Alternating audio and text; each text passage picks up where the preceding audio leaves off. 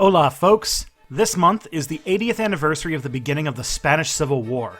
The Spanish Civil War is in many ways a dark prologue to the conflict that will engulf Europe and the world in 1939. Many remember the Spanish Civil War as a fight between fascist nationalists led by Francisco Franco and the democratic/communist Republicans in power at the time.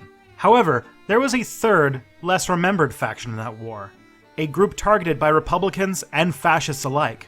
People who believed that there was no government, like no government. These people I'm here to talk about today.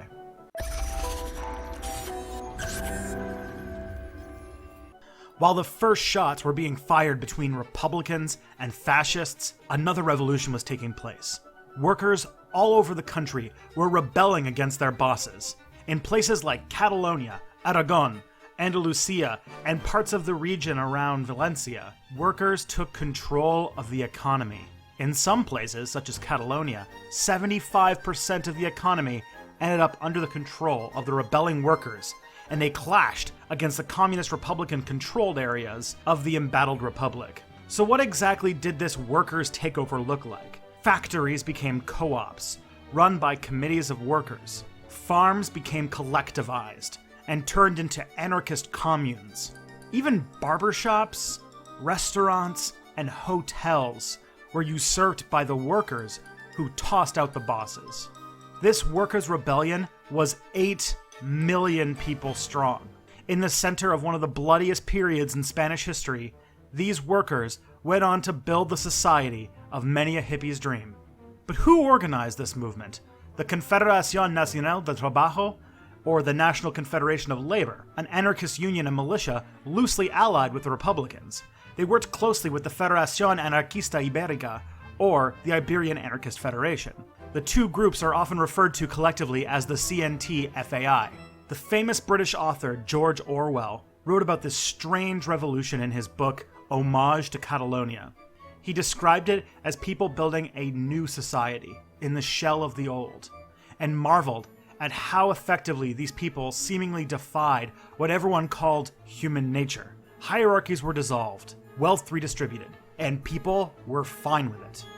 What really stands out about this movement is how quickly a working, libertarian socialist economy developed and thrived. It was based on horizontal, decentralized coordination. Industrial collectives freely gave what they could and took what they needed from agrarian communes. They saw the entire concept of private property as authoritarian in nature. University of Geneva professor Andrea Altmares described it like this: in the midst of the Civil War, the anarchists have proved themselves to be political organizers of the first rank. They kindled in everyone the required sense of responsibility and knew how, by eloquent appeals, to keep alive the spirit of sacrifice and for the general welfare of the people. As a social democrat, I speak here with inner joy and sincere admiration of my experiences in Catalonia. The anti-capitalist transformation took place here without their having to resort to a dictatorship. The members of the syndicates are their own masters and carry on the production and distribution of the products of labor under their own management with the advice of technical experts in whom they have confidence. The enthusiasm of the workers is so great that they scorn any personal advantage and are concerned only for the welfare of all. As the war dragged on, month after bloody month, the workers' enthusiasm began to dwindle.